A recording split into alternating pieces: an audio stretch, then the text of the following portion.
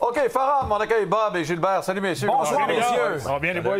Oui. En grande forme. OK, on va parler d'Alexis Lafrenière tantôt, mais d'abord, j'aimerais vous entendre sur l'amende qui a été imposée à Trouba pour son coup de coude à l'endroit de Rodriguez. Je vous disais tantôt, c'est la Ligue nationale est fidèle à elle-même. Bob, on parle d'un récidiviste. On peut commencer avec le 4 minutes.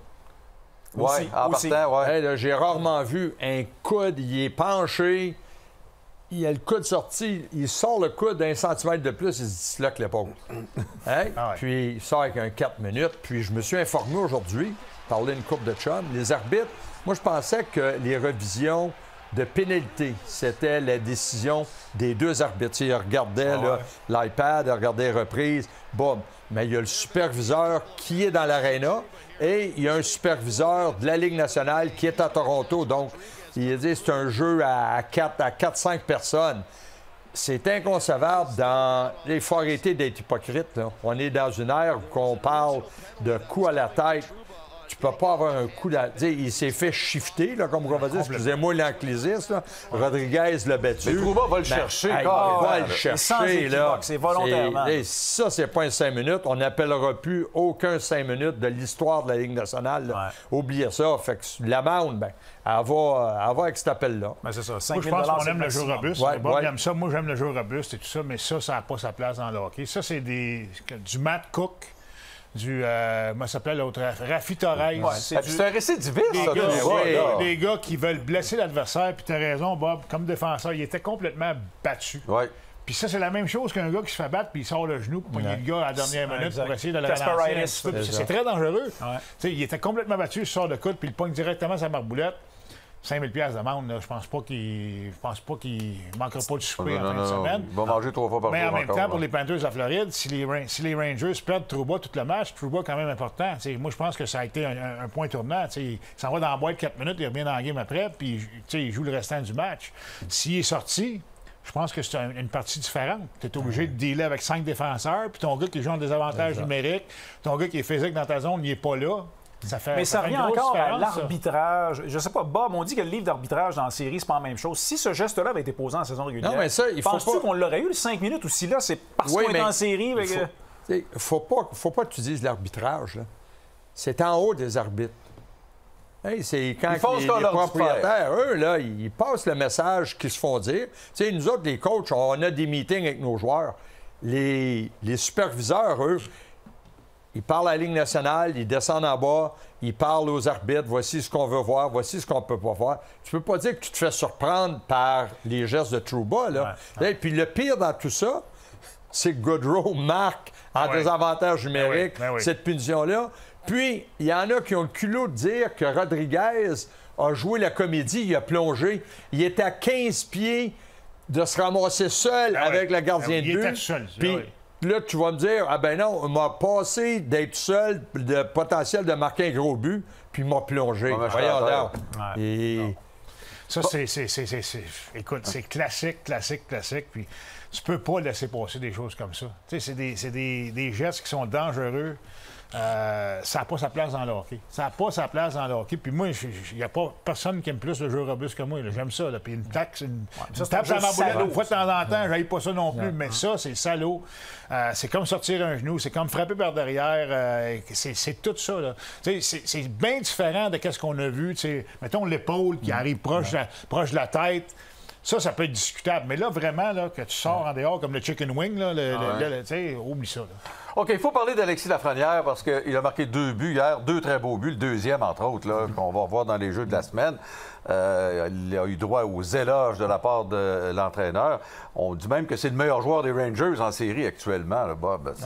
C'est un attaquant de puissance. Puis, moi, là, personnellement, je le regarde jouer, là, puis je vois un Jerome Iginla gaucher en lui. Jerome Iginla à son mieux, là. Du chien, travail, va au filet, patine. Le travail qu'il a accompli pendant l'été pour prendre de la musculation et en plus de la vitesse. Puis ça, c'est rare parce que souvent, les kids veulent se grossir, ils arrivent au camp, puis ils n'avancent plus, ils sont ralentis. Dans le cas de Lafrenière, c'est un train. C'est un train, puis qu'est-ce qu'on appelle le compete level, là, comme coach, son degré d'engagement puis de compétition. Et je veux dire, là, il n'est pas intimidé, il se sent bien. Puis présentement, je vais dire, Trocheck, c'est certainement l'un des joueurs les plus complets des Rangers. Mais Panarin, savez-vous ce qui m'impressionne en plus de ça, c'est qu'il ne voit pratiquement pas la glace en avantage numérique. Non. Et le jeu de puissance des Rangers ne fonctionne pas. Ouais. Qu'est-ce que tu attends pour le mettre sa première unité? Oui, mais c'est ça. Ça, c'est des coachs. Ouais. Non, mais c'est un gars qui il combine tout. Il a du talent, oui. Hey, les buts qu'il a marqué, là, le coup de revers, là, Pavel Datsyuk m'en faisait. C'est habile. C'est beau. Ça prend des mains, ça prend des mains. Puis moi, j'aime, comme tu dis, son compete level. Là. Il y a du chien. C'est un gars qui frappe. Très responsable défensivement. Très responsable. Puis, regarde, il est jeune. Là. Il y a quoi? Il y a 23 ans? 22. Hey, il y a 12 points en 13 matchs en série. Non, effectivement. On assiste vraiment à l'éveil d'Alexis Lafrenière. OK, fin de la première période, messieurs. On va parler maintenant du troisième match de la série entre les Stars et les Oilers. C'est présenté ce soir. L'attaque à 5 des Oilers est toujours en quête d'un premier but dans cette série. Ça avait pourtant été facile lors des 2 premières rondes.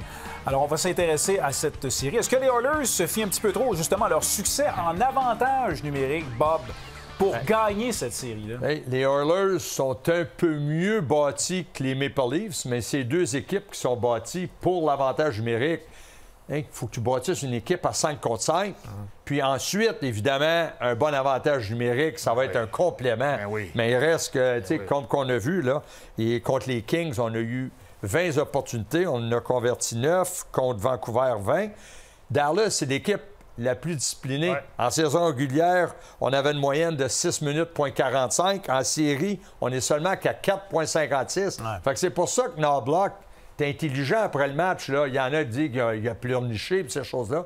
Il a passé un message qui était très subtil parce qu'il veut avoir de l'avantage numérique parce que c'est là que les Draisaitl, McDavid sont à leur mieux. Mais Bob, pour les joueurs, là, que tu as coaché, là, tout ça, là, c'est pas un piège parce que peut-être que les gars vont. Tu sais, mettons qu'il arrive de quoi, ils se font accrocher. La frustration peut prendre le dessus. Tout ça. Moi, je pense que la meilleure façon pour les Oilers d'avoir des avantages numériques, c'est de jouer leur game, la vitesse. Tu bouges tes jambes. Tu sais, on dit tout le temps bouge tes jambes, bouge tes jambes, bouge tes jambes. À un moment donné, ils vont t'accrocher, puis ils vont en avoir des pénalités. Mais attends pas après ça. Là. À chaque fois que tu te fais accrocher, tu te reviens vers l'arbitre. Hey! Non, parce qu'à un moment donné, l'arbitre va dire hey, fermez vos boîtes, là, puis laissez-nous travailler. Là. Moi, je pense que les Oilers, il faut qu'ils prennent ça en main, il faut qu'ils travaillent. Bouger, ils sont capables, ils sont rapides, ils ont des joueurs talentueux. Tu sais, quand tu bouges tes jambes tout le temps, tu bouges, tu bouges. Force l'adversaire à prendre des pénalités. Exactement, c'est ça qu'il faut qu'ils fassent. Puis Dallas, là, ils sont très disciplinés aussi, là. Faut pas oublier ça, là. C'est pas des 2 de pique, là. Et on a tellement répété aux Oilers qu'il fallait bien jouer défensivement pour gagner. Puis on l'a dit, Draisaitl, qui McDavid bloque des tirs, que là, ils se disent, nous autres, là, c'est ça, là, on joue défensif parce que ça que c'est comme ça, il faut que tu gagnes des... Oui, mais c'est pas leurs leur ADN, ça. Exactement. Il faut que tu leur donnes de la liberté, parce que c'est ça leur force. Mais d'une façon, moi, c'est surtout dans les coins de patinoire. Il ne faut pas que tu te fasses frapper puis dire, parce que, de toute façon, Dallas ne sont pas robustes. Ils jouent... Ils sont capables de jouer. Ils jouent solide. Ils jouent solide, mais ils n'iront pas à la Trouba pour s'exposer, pour ouvrir la porte à l'avantage numérique. Mais quand tu es pris sur la bande, là, l'arbitre, elle n'appellera jamais une pénalité pour avoir retenu si, comme joueur offensif, tu te donnes puis tu dis au défenseur adverse, c'est correct, je ne rouille pas. Si tu mets un deuxième effort puis tu commences à forcer pour gagner l'avantage puis aller au filet, bien là, si le brossard ou quelque chose comme ça, là, tu vas avoir un avantage puis l'arbitre va appeler une infraction. Et je pense que dans les coins de patinoire, les Oilers doivent avoir un peu plus de fougue. Ouais. De toute façon, ils jouent chez eux ce soir. Il faut qu'ils dictent le tempo de la game. C'est eux autres qu'il faut qu'ils... En partant, c'est leur building, c'est leur match numéro 3, c'est important. Puis, regarde... Donc, il ne faut pas qu'ils paniquent. C'est 1-1 dans la série. Ils sont en bonne position. Oui, mais ils le savent que les Stars, à l'étranger, c'est 5 victoires, 1 défaite depuis les Oilers à la maison, il y a un bon club aussi. Ils ont fait ce qu'ils avaient à faire, eux autres. Ils ont gagné un match à Dallas. En bout de ligne, là, la série va jouer. Il faut que Skinner essaie juste d'être proche d'Oettinger. Est-ce que c'est possible, ça, Bob? Edenil l'a fait. En bas de 20 lancés par match, 20-22 lancés par match, je pense qu'ils peuvent être corrects. Ils gardent ça en dehors, puis ils jouent beaucoup mieux défensivement, les Oilers d'Edmonton. Depuis qu'on l'a assis là, contre Vancouver, là, on ne peut pas blâmer Skinner. Là, il fait le travail. Là. On tient notre souffle quand même à chaque fois, j'ai l'impression. OK, fin de la deuxième période. On va se transporter du côté de la LPHF, parce que les séries nous font vivre de grandes émotions dans la LPHF, mesdames et messieurs. Hier, regardez ce qui s'est passé en prolongation. l'équipe du Minnesota pensait avoir marqué. Et donc, avoir gagné le championnat. Mais à la reprise vidéo, on a jugé qu'il y avait eu de l'obstruction. Le but a été annulé à la reprise du jeu. Boston a gagné. Alors, on aura donc un match ultime. Série 3 de 5. C'est incroyable. 1 minute plus tard, 1 minute après le but refusé. Ça doit scier les gens. C'est ça. Ouais. OK, est-ce que vous avez... C'était le bon appel. Ah oui, c'est ça. Attends avant de célébrer. Bon, est-ce que vous avez des souvenirs particuliers, vous, de séries éliminatoires, Bob? Oui, et match numéro 2, deuxième ronde contre les Kings de Los Angeles. On a perdu le premier match. Deuxième match, on est en avantage numérique. Et puis, je me souviens plus qui des Kings soutire la rondelle à un de nos défenseurs. Échappé, on voit la rondelle frappe l'épaule de Patrick. Elle s'en va dans le filet. Raymond Bourque sort le bâton. Bang! Et puis, Veli Nieminen se tourne et marque sur le même jeu. Donc là, après révision, le pointage va être soit 2-0 pour les Kings. Et puis, je veux dire, le Pepsi Center aurait été... Tu sais, on le voit, là. Il voulait savoir si la rondelle avait traversé la ligne rouge. C'est sur la ligne. Puis, tu sais, la rondelle, là, a fait la culbute un peu. Fait qu'à un certain moment, la rondelle vient droite. Ça a duré 10 minutes. Je vais dire, là, c'est pour les 10 minutes. qu'on vient de Oui. Regarde-moi, là, j'ai perdu une coupe de cheveux blancs, là. Mais il reste que c'était toute une différence. C'était soit 2-0 pour les Kings, puis il restait encore du temps dans le match. Mais là, ils prenaient le momentum de cette partie-là, puis il avait déjà gagné le premier match en prolongation au Pepsi Center. Là, c'était 1-1. Le match a basculé et puis on a gagné. Toi, Gilbert, tu nous transportes en 87. Nous, on jouait les Oilers en Oilers, finale de conférence quand je jouais pour les Wings de Détroit. Puis on avait bien débuté la série. C'était 1-1. On jouait le troisième match chez nous. Puis c'était 1-1 en fin de match. Puis c'est arrivé un genre en anglais, on disait un genre de broken play. Puis Marty McSorley a marqué avec... écoute, il restait... Je pense que c'est le but qui a fait 1-1. Et Marty McSorley a marqué avec 30 secondes qui restait en troisième période, nous casser les jambes complètement. Puis écoute, les Oilers Edmonton, regarde, il reste 35 secondes. C'est un genre de... Boum! Bonsoir la visite. On n'a pas pu... écoute, on les aurait probablement pas battus. Il y avait tellement un bon club dans ces années-là, mais on avait bien débuté la série, puis ça nous a comme scié les jambes un petit peu. Mais ça, est-ce que c'était à l'époque des Gretzky le mieux, puis le Messier, puis... Toute la gang. Charlie Holiday, ils sont tous là. Messier, toute la gang, regarde. Il y a Messier, Gretzky... Donc, c'est dans les années qu'ils gagnaient des Coupes Stanley, eux autres. Tikkanen, exactement. Mais ça, là, quand un événement comme ça arrive, par exemple, je reviens à ce qui s'est passé dans la LPHF, mais ça arrive également dans la Ligue nationale de hockey, où une équipe pense avoir obtenu un certain succès. Un but ou peu importe, c'est refusé. Et puis là, on sent que le vent vient de changer de côté. Le coach, là, il dit quoi à sa gang de joueurs qui vient de se faire refuser un but, puis qui voit que là, c'est vraiment pas un bon signe pour leur demander de rester dans le match? Bien, comme entraîneur, si tu as une chance de retourner dans la chambre, comme entre les périodes, là tu as du temps, tu peux te placer. Mais par contre, comme qui est arrivé dans la Ligue féminine, et c'est du bang-bang, là. Ah ouais.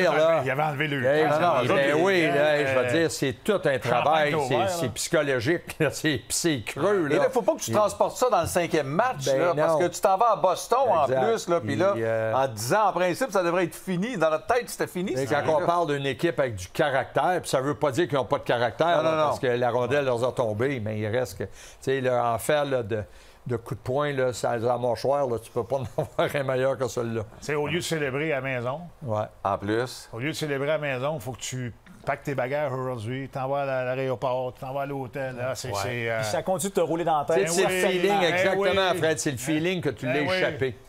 Tu l'avais, tu l'échappes, puis là, tu dis, tu es obligé de prendre, puis là, il y en a qui commencent à penser, tout à coup, qu'on l'échappe. Tout à coup, faut que tu mettes ça de côté. Moi, là, si une situation comme ça, proche en Russie, est arrivée, on s'est fait égaliser à 1 seconde de la fin, un match qu'on gagnait en finale de la Coupe Gagarine. J'ai tout de suite rentré dans la chambre.